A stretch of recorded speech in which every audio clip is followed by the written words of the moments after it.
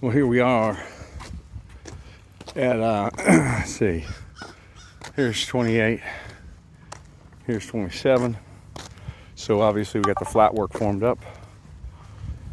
Poured the flat work here today. Pavers rocking on. They ate up the base, so they had to come over and they had a pile of base over here. Here he come. He's a big old Dodge. Hey, hey!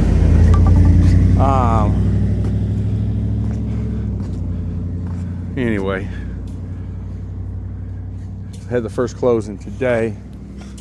That went pretty well, and next one's scheduled for tomorrow.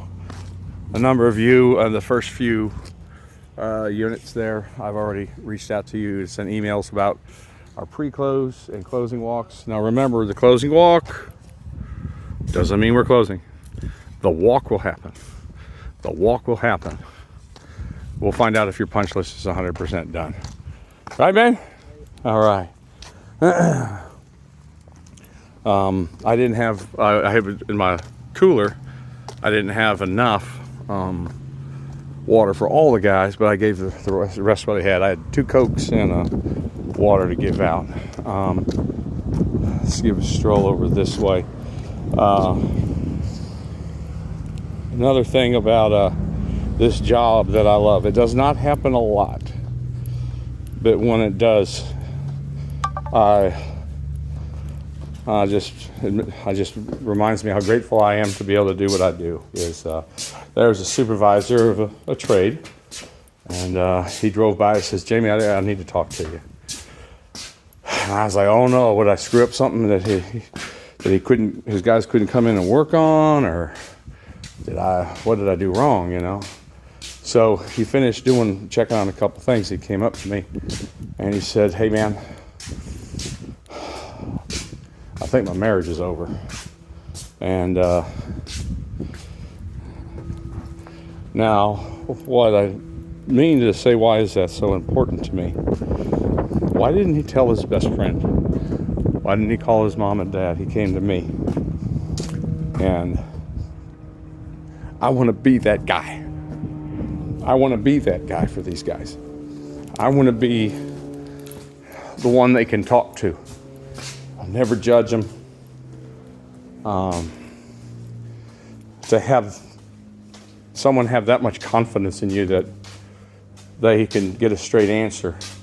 And because I know to never say, "Oh, I know how you feel." That's a gut punch. You don't say that to anyone like that. And I was able to just let him get it out. You know, he's hurt bad. He's hurt bad. And he started going back to church, and I just let him talk. And then I shared with him some of the suffering I've had. And I told him, I said, I can't help you with your suffering, but you can do what you can do. Ask yourself, what can you do with your suffering? What can you do? And I told him what I chose to do when I had a real rough period. Real rough. We've all had them. And I said, this is what I did. And I said, the strangest thing is, when I was going through that suffering, that's thankfully somehow I knew enough to get outside of the house, get out in the Publix. For that stretch, I probably was never a better person. I was probably not a better person in that point right there.